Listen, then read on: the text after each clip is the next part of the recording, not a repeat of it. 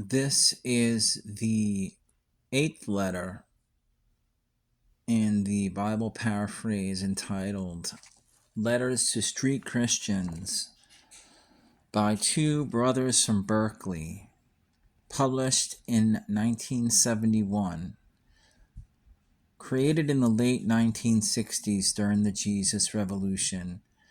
It sought to paraphrase the New Testament in a way that was easy to understand within the modern language, within the so-called hippie revival.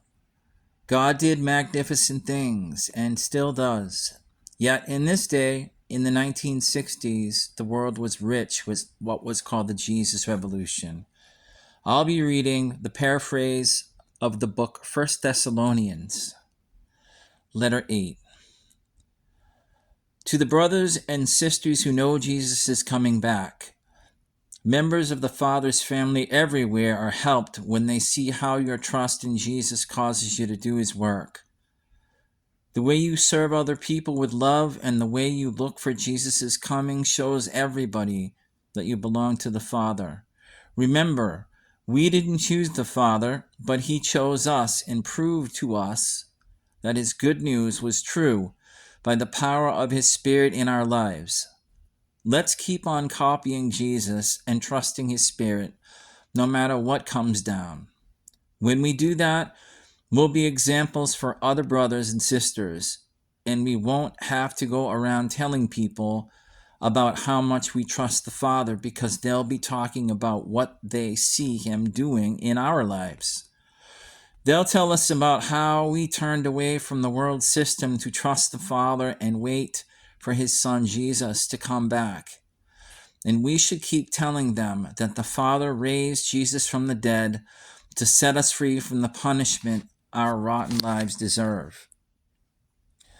Sometimes when we go around telling the good news, people are going to hate us for it and come down on us. We just have to keep trusting the Father and make us bold in talking about Jesus instead of copping out to the pressure. We also have to keep our heads straight about why we're sharing the good news. People have to see that we're not out to burn them, not trying to jive them, or just make them see things our way.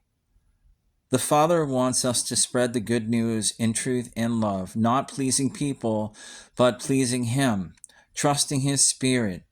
We can act like Jesus and show people the very different life He has for them. A beautiful picture of the way the Father wants us to be, spreading the good news, is a mother breastfeeding her baby.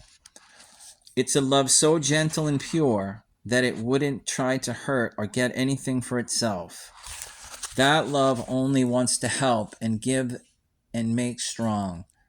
When people feel secure in that love, then we can feel free to beg, encourage, and even demand that they act like children in the Father's forever family should.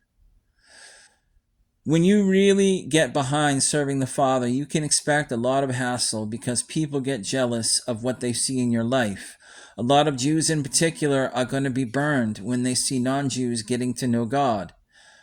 It was unbelieving Jews who killed their own prophets, and even Jesus, who was sent to free them.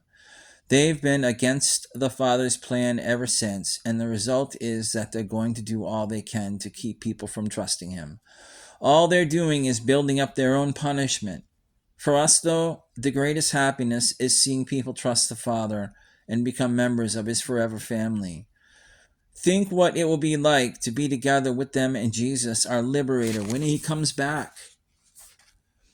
Now, when the hassles come down, and they are going to come down, keep looking for ways to encourage each other. Don't let Satan get his claws into any of the brothers and sisters. Let your trust in the Father be a shining light for all the other members of the family who are really having it bad. When you stand strong in your relationship with Jesus, all of us together experience more of His life. There are no words that we can use to thank the Father for the joy and happiness this togetherness brings. But we do know that He makes our love for each other and everyone else keep on growing and overflowing. He wants His family to be pure and clean when Jesus comes back for us. We know that a lot of you are really into your relationship with the Father. We ask you not to stop and be satisfied where you are, but to keep on pushing to know Him better. Be careful of the traps Satan wants to catch you in, especially balling somebody you're not married to. There are some ways that you can break your relationship with the Father and nobody knows it but you and Him. But when you abuse His gift of sex, not only do you and the one you're into it with get bummed up, but so do other brothers and sisters. So the Father wants you to be pure about the way you handle your body and do your part in making the family clean.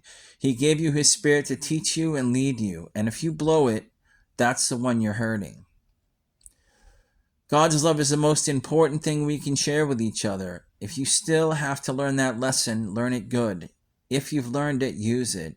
If you're using it, use it more. Learn to live a quiet life and enjoy simple things. Don't be messing with other people's business. Don't look for other people to support you, but work so that you be able to have what you need. Be able to help others and give people who don't know Jesus one less thing to bitch about.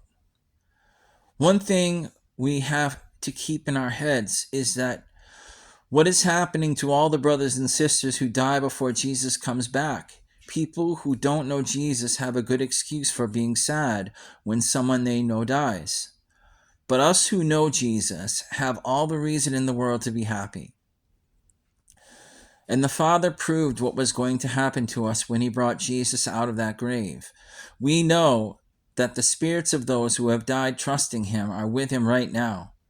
When He comes back for us, the first thing that will happen will be their new bodies coming out of the old grave. Someday Jesus is going to come, and we'll hear an angel shout and a trumpet blow, and our dead brothers and sisters are going to fly right off this earth. And those of us who are still alive will fly right behind them to meet Jesus and be with Him forever. Keep reminding each other about this and dig it. When is it going to happen? There's no need for us to get into that because you know it's going to happen in a flash. People are going to be sitting around and saying, everything's cool, peace and love to all, and they're going to get smashed before they know where it's coming from. But that day, that's going to bring death to so many, is going to bring life to us.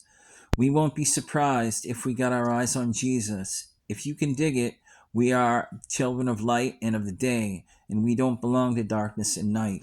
So let's keep our eyes open and our heads straight, not sleeping or loaded. Get wrapped up in trusting the Father and living in His love, and protect your head with the thought of Jesus coming back. God's not going to vamp on us because Jesus already has taken our rap, so that whether we're ready or not, He's going to take us to be with Himself. Groove on that, people. To wrap it up, brothers and sisters, we want to remind you of a couple things. Respect your teachers and leaders and love them. Live in peace with each other. Warn those that don't behave themselves. Help out the weak ones. Pick up the hurt ones. Be patient with everybody. You don't heal hurt more, so always do good. Stay happy. Talk with the Father all the time. Thank Him for everything because that's what He wants you to do. Don't put down spiritual gifts and abilities. Take a hard look at everything for what it is. Hold on to what's good and turn loose what's bad. We're trusting the Father to make you clean and pure, a healed and whole human being waiting for Jesus to come for you. He asks you to be pure so you can count on Him making you that way. Remember us when you talk with the Father. We love you all because of Jesus.